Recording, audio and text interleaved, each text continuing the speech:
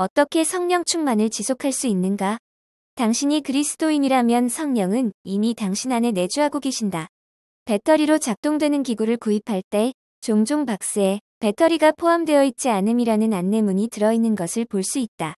그러나 당신이 예수 그리스도를 당신의 구주와 주님으로 영접할 때 예수 그리스도의 영이여 능력의 근원이 되는 성령은 당신 안에 들어오시며 영원히 떠나지 않으신다. 그런 의미에서 성령의 내주하심은 결코 닳지 않는 영구 배터리에 비유될 수 있다. 그리스도를 영접하는 순간 성령은 당신 안에 들어오실 뿐 아니라 당신에게 영적 생명을 주셔서 하나님의 자녀로서 거듭나게 하신다. 성령은 또한 당신에게 세례를 주셔서 그리스도의 몸에 속하도록 하신다. 성령의 내주하심, 거듭나게 하심, 그리스도의 몸에 속하게 하심은 당신이 그리스도를 영접할 때 일어난다. 영접은 한 번 하는 것이지만 성령 충만함을 받는 것은 이례적인 경험이 아니다. 에베소서 58에서 분명하게 말씀하고 있는 것처럼 지속적으로 성령 충만을 받아야 한다. 1. 지속적으로 성령 충만을 받는 방법. 에베소서 58을 읽으라. 충만을 받으라는 헬라어로 계속해서 끊임없이 충만을 받으려는 뜻이다. 경건한 삶을 살기 위해서는 지속적으로 성령 충만을 받아야 한다. 1. 계속해서 영혼의 호흡을 하라. 영혼의 호흡의 개념을 자신의 말로 설명하라. 영내심. 호흡할 때 더러운 공기를 내뿜는 것처럼 성령께서 생각나게 해주시는 죄를 고백하는 것이다. 고백에는 동의, 회개, 감사, 이 세 가지가 포함된다. 성령께서 지적하시는 나의 행동이 죄임을 동의하고 회개하여 나의 마음과 태도를 바꾸며 하나님이 십자가에서 이미 그 죄를 용서해 주셨음을 믿고 감사하는 것이다. 영 들이심. 호흡할 때 깨끗한 공기를 들이마시듯 다시 내 마음의 왕좌에 성령께서 좌정하셔서 나를 다스려 주시도록 요청하는 것이다. 어떻게 영혼의 호흡이 경건한 삶을 살게 하고 계속 성령 충만하게 할 수 있을까? 살아있는 사람은 끊임없이 호흡을 하는 것처럼 영혼의 호흡을 지속적으로 할 때 삶의 순간순간 의식적으로 하나님을 의존하게 되고 주님이 내 삶의 주인이 되셔서 하나님의 뜻대로 살 수 있도록 인도하실 수 있다. 이 그리스도 안에 거해야 한다. 어떻게 그리스도 안에 거할 수 있는가? 예수님의 계명을 지킴으로 거할 수 있다. 요한복음 15:8에 나오는 포도나무와 가지의 비유는 당신의 신앙생활에 의미를 주는가? 3. 주님이 말씀하신 두 가지 중요한 계명에 순종하라. 주님이 말씀하신 두 가지 큰 계명은 무엇인가? 첫 번째, 마음을 다하고 목숨을 다하고 뜻을 다하여 주 하나님을 사랑하는 것. 두 번째, 내 이웃을 내 자신같이 사랑하는 것. 4. 성령을 슬프게 하지 말라. 에베소서 4:25-31을 읽으라. 우리가 삶 속에서 어떻게 성령을 슬프시게 하는가? 거짓 분냄, 도둑질, 더러운 말, 모든 악독, 비방 등 이와 같은 일을 할 때 성령이 근심하시고 슬퍼하신다.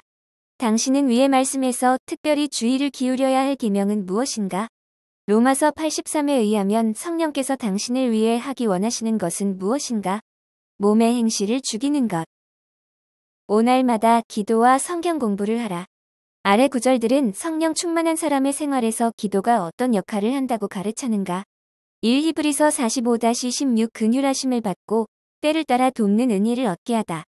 2. 야고보서 5:16 하나님께서 주시는 치유를 경험하게 한다. 3. 야고보서 2로 하나님께 필요한 지혜를 구하는 수단이다. 아래 구절들은 성령 충만한 사람의 생활에서 말씀이 어떤 역할을 한다고 가르치시는가? 1. 로마서 1:16 모든 믿는 자에게 구원을 주시는 하나님의 능력이 된다. 2. 히브리서 42 마음의 생각과 뜻을 판단한다. 즉 하나님의 말씀은 우리가 마음속에 품은 생각과 의도를 다 밝혀낸다. 3. 디모데후서 36-17 우리의 모든 삶의 교후, 책망을 주고 바르게 하고 의로 교육해 하나님의 사람으로 온전케 한다. 6. 그리스도를 전하라. 사도행전 1:8에 의하면 성령을 보내신 목적이 무엇인가? 그리스도의 증인이 되는 것이다. 지속적으로 성령 충만받는 것과 그리스도의 증인이 되는 것은 어떤 연관이 있는가? 성령 충만받은 사람은 전도하게 되고 그리스도를 전하기 위해서는 성령 충만해야 한다. 2. 성령 충만의 결과.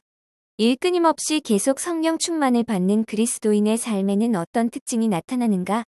요한복음 15-12 지속적으로 열매를 맺고 또 더 많이 맺는다. 기도의 응답을 받는다. 하나님이 영광을 받으시는 삶을 산다. 기쁨이 충만하게 된다. 갈라디아서 56. 성령을 좇아 행함으로 육체의 욕심을 이루지 않게 된다. 갈라디아서 5:22-23. 성령의 인격적 열매를 맺으며 전도의 열매를 지속적으로 맺는다. 이 성령 충만하면 어떤 능력이 나타나는가? 증인이 될 수 있는 권능을 주신다. 자신을 사랑하는 대신에 그리스도를 사랑하는 것을 삶의 목적과 원리로 삼는 하나님의 자녀는 성령의 충만한 임재를 체험하게 될 것이다. 성령의 충만한 임재를 경험한 사람들은 다음과 같은 특징이 나타나게 된다. 1. 모든 것을 독점하려던 것을 그치고 모든 것을 주기 시작하다. 2. 모든 것을 차지하려던 것을 그치고 양보하기 시작한다. 3. 특정한 사람에게 관심을 가지라고 강조하던 것을 그치고 모든 사람에게 관심을 가지라고 강조한다. 4. 더 이상 높아지려고 하지 않고 오히려 낮아지려고 하다. 5. 섬김을 받기보다 섬기려고 한다. 6. 사람들의 칭찬에 관심을 갖지 않는다. 7. 더 이상 자기 목숨을 보존하려고 애쓰지 않고 남을 위해 자기 목숨을 내어놓는다. 8.